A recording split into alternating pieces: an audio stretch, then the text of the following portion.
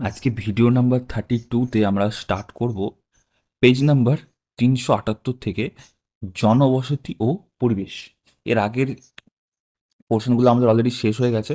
আপনারা চাইলে প্লেলিস্ট সেকশনে গিয়ে দেখতে পারেন। বলছে সামাজিক পরিবেশ। ফেরার পথে খুব ভিড় ছিল। বাস, লরি, মোটর বাইক, মোটর গাড়ি, রিক্সার ভিড়। মানুষ তো আছেই। কষ্টে সৃষ্টে ভিড় পেরিয়ে নাসরিন বলল, দেশে এত লোক, তাই এত ভিড়, এত দূষণ, এত সমস্যা। ইলিয়াস বলল, সবাই যদি পরিবেশের কথাটা বুঝতো আর পরিবেশটার যত্ন করতো তাহলে এত সমস্যা থাকতো না। পরদিন ক্লাসে স্যারের সামনেই জনসংখ্যার সমস্যা নিয়ে কথা উঠল। রবি বলল, দাদু বলেন আসল কথা শিক্ষা। সত্যিকারের শিক্ষিত মানুষ দেশের সম্পদ, সমস্যা নয়। তারা অন্যের কথা ভাবেন, বোঝেন, তারা পরিবেশেরও যত্ন করেন। স্যার বললেন, ঠিক বলেছ। তারা গাছ বাঁচান, গাছ বসান, গাছের যত্ন নেন, বিপন্ন পশু পাখি পতঙ্গদের কথা ভাবেন, চারপাশের জল ও অন্যান্য প্রাকৃতিক সম্পদ নষ্ট করেন না, মানুষজনের পাশে থাকেন। এভাবে সুস্থ সামাজিক পরিবেশ গড়ে তোলার চেষ্টা করেন। অনেক মানুষ নিয়ে সমস্যা, সবাই সমান সুযোগ নিয়ে জন্মায় না। একই রকম সুযোগ পেয়েও কেউ এগিয়ে যায়, কেউ পারেন না। এরা সবাই পাশাপাশি থাকবেন, প্রত্যেকে নিজের মতো করে বাঁচবেন, কিন্তু কেউ কাউকে ছোট ভাববেন না, অন্য কাউকে ঘৃণা করবেন না। তবেই সামাজিক পরিবেশ সুস্থ হবে। বিশু বলল, একটা উদাহরণ দিয়ে বুঝিয়ে দেবেন? স্যার হেসে বললেন, রুবি, তোমার দাদু তো এমন মানুষের উদাহরণ। তার কথা বলবে নাকি সবাইকে? রুবি বলল, দাদু ছোটবেলায় খুব গরিব ছিলেন, সংসারে অনেক কাজ করতেন, নিজেই পড়তেন, বুঝে বুঝে পড়তেন, বন্ধুদেরও পড়া বোঝাতেন। কিন্তু তারা অনেকেই নানা কারণে স্কুলে উম, পড়তে পড়তেই লেখাপড়া ছেড়ে দেন। কেউ মাঠে মুনিশ খাটেন, কেউ বাজারে আলু বেচেন। পরে দাদু হাই স্কুলে হেডমাস্টার হয়েছিলেন। কিন্তু দাদু স্কুলের বন্ধুদের কাজকে সম্মান করেন। চাষ, বাজার, দোকান এসব ব্যাপারে তাদের মত দেন। অনেকেই সুষ্ঠু সামাজিক পরিবেশ গঠনের চেষ্টা করেন। তোমার দেখা এমন একজন মানুষের কথা লেখো এখানে। তারপরে বলছে স্বাস্থ্য ভালো করতে হবে। বলছে, রুবির দাদুর কথা সবাই জানতো। আয়ুর আয়ুব ভাবতো তিনি মাছের চাষ করেন। স্কুলের হেডমাস্টার ছিলেন শুনে অবাক হয়ে গেল। ফেরার পথে রুবিকে বলল, তুই যে বলেছিলি দাদু মাছেদের কথা অনেক জানেন। রবি বলল, জানেন তো, পুকুর আছে না, ছোটবেলায় ওই পুকুরে আয়ের তো সারা বছরের অর্ধেক খরচ চলতো। এবার আয়ুব বুঝলো ব্যাপারটা। তারপর কি এসে দেখুন, সুনীল বলল, তোর দাদুর কি এখন অনেক বয়স? আমি যেবার ওয়ানে ভর্তি হলাম সেবার অবসর নিলেন। এখন 64-65 হবে, কিন্তু আহ, দেখলে মনে হবে 50। এখনো সাঁতার কাটেন, রোজ আধ ঘন্টা। আমাকে সাঁতার শিখিয়েছেন। ছুটিতে যাই, সাঁতার কাটি। এখানে পুকুর নেই, তাই এখানে সাঁতার কাটা যায় না। পুকুর তো আছে, তোদের বাড়ির কাছেই তো। ওই জল তো নোংরা, ওখানে সাঁতার কাটলে ত্বকের সমস্যা হবে। দাদুর পুকুরের জল ঝকঝকে, অথচ মাছ বোঝাই। আহ, এই খাবার দিচ্ছেন, আবার মেশিন দিয়ে জলে বাতাস গুলে দিচ্ছেন, কিছুদিন পর পর পটাশিয়াম পারম্যাঙ্গানেট দিচ্ছেন। নাসরিন বলল, দাদু কি শুধুই সাঁতার কাটেন, হাঁটেন না, অন্য ব্যায়াম করেন না? কাজের দরকারে অনেক হাঁটেন। যারা হাঁটাহাঁটি করেন না, দাদু তাদের বলেন ব্যায়াম করতে। তারপরে বলছে, স্বাস্থ্য ভালো রাখার জন্য বিভিন্ন বয়সে কী কী করা ভালো, বাড়িতে পাড়ায় নিজেরা আলোচনা করে লিখো। তারপরে আসে আমাদের পড়া আর শেখা। দেখে নেবো আমরা এই পোর্শনটা। বলছে, পরদিন ক্লাসে আগের দিনের পথের গল্প হলো। সব শুনে স্যার বললেন, রুবির দাদু প্রকৃত শিক্ষিত মানুষ। উনি নানা পদ্ধতিতে শিখেছেন, শুধু বই পড়ে শেখেননি। ওর শেখার পড়ার সঙ্গে বাস্তবের যোগ হয়েছে, শিক্ষা সার্থক হয়েছে।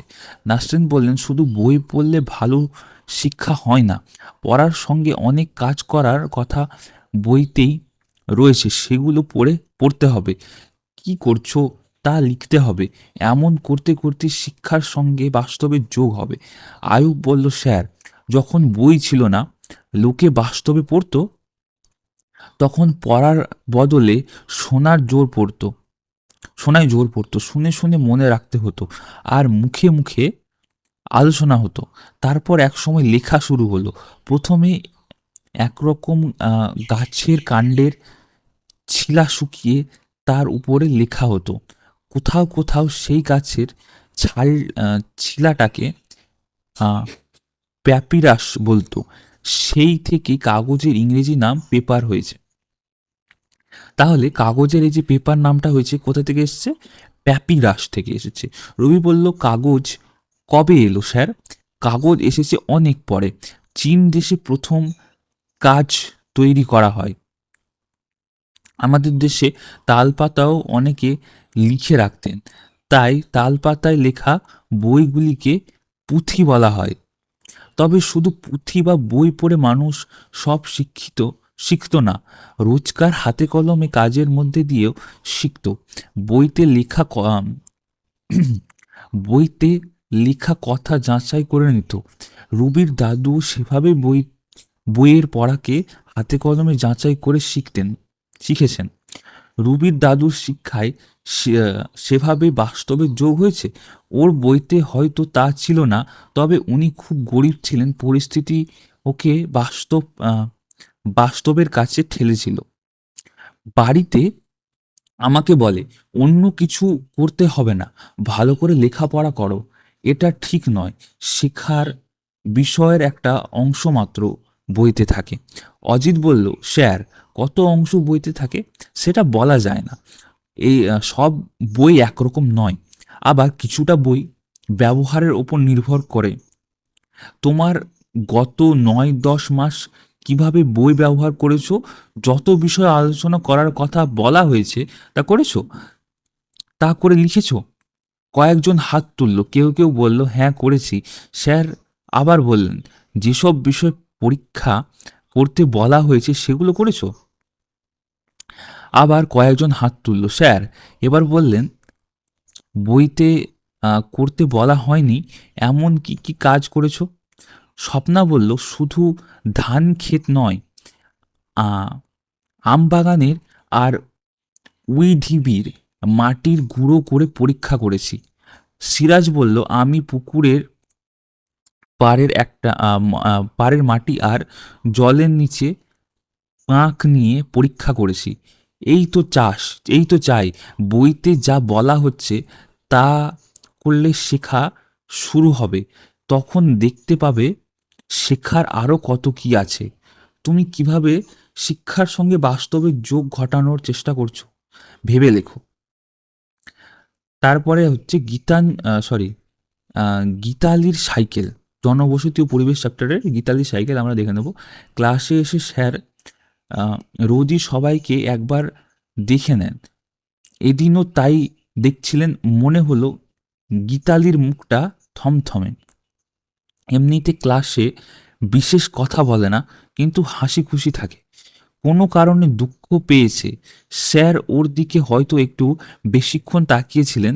গীতালি উঠে দাঁড়িয়ে বলল, স্যার, বাড়িতে কাজ করলে কেউ ভালো বলে না, বরং বাইরে কাজ করাই ভালো। আরও ২-৪ কথার পরে ব্যাপারটা বোঝা গেল। ওর দাদা রতন ক্লাস 9 পর্যন্ত স্কুলে আসতো, বছর 2 হলো আসে না। শিবু জ্যাঠার কাঠগোলায় কাজে ঢুকেছে। ওখানকার নিয়ম, প্রথম 6 মাস কাজ শিখবে, মাইনে পাবে না। কিছুটা শিখতে পারলে তারপর থেকেই মাইনে দেবে। 1 বছর পেরিয়ে গেল, কিন্তু এখনো কাজ শেখেনি, মাইনে পায় না। বাড়ি থেকে আধ কিলোমিটার দূরে যাবে অথচ সাইকেলটা নিয়ে যাবে। সেই সেনটাই ঘুম থেকে ওঠে। হ্যাঁ, সেনটাই ঘুম থেকে উঠে টিফিন খেয়ে চলে যাবে। গীতালি ঘরের সব কাজ করবে, তারপর 1.5 কিলোমিটার হেঁটে স্কুলে আসবে।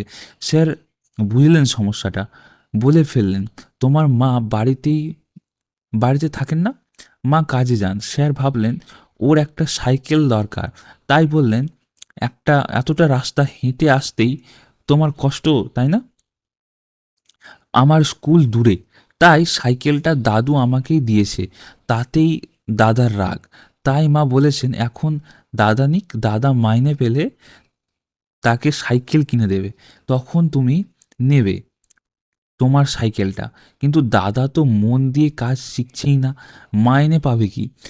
স্যার আবার একটু ভাবলেন, তারপর বললেন, আগের অভিভাবক সবাই কে এসেছিলেন, তোমার মা নাকি বাবা? গীতালি মাটির দিকে তাকিয়ে বলল, কেউ আসেনি। পরের বার তোমার মাকে আসতে বলো, আমি ওকে বুঝিয়ে দেব। গীতালি ও রতনের সমস্যার মতো অনেক সমস্যা চারপাশে দেখা যায়। তুমি এমন যে সমস্যা দেখেছো তা নিয়ে লেখো। তারপরে হচ্ছে প্রাকৃতিক দুর্যোগ, সুনামি, আয়লা। তো জনবসতি ও পরিবেশের এই যে নেক্সট পার্টটা আমাদের আছে, এটা আমরা নেক্সট ভিডিওতে স্টার্ট করবো। আজকে এই পর্যন্তই, ঠিক আছে? এবং ভিডিওটা ভালো লাগলে অবশ্যই একটু লাইক করবেন, একটু সাবস্ক্রাইব করে দেবেন। যাই হোক, সকলকে অসংখ্য ধন্যবাদ ভিডিওটা দেখার জন্য। এবং আমরা একটু দেখে নেব আমাদের এই উপরের যে পোর্শনগুলো সেগুলো হয়ে গেছে, এটাও হয়ে গেছে, এটাও হয়ে গেছে। আমাদের চলছে জনবসতি ও পরিবেশ, 1, 2 আর 3খানা মাত্র রয়েছে। আপনারা প্লে সেকশনে গিয়ে আগেকার ভিডিওগুলো দেখতে পারেন। সকলকে অসংখ্য ধন্যবাদ ভিডিওটা দেখার জন্য। নেক্সট ভিডিও দেখা হবে আবার। All the best, by.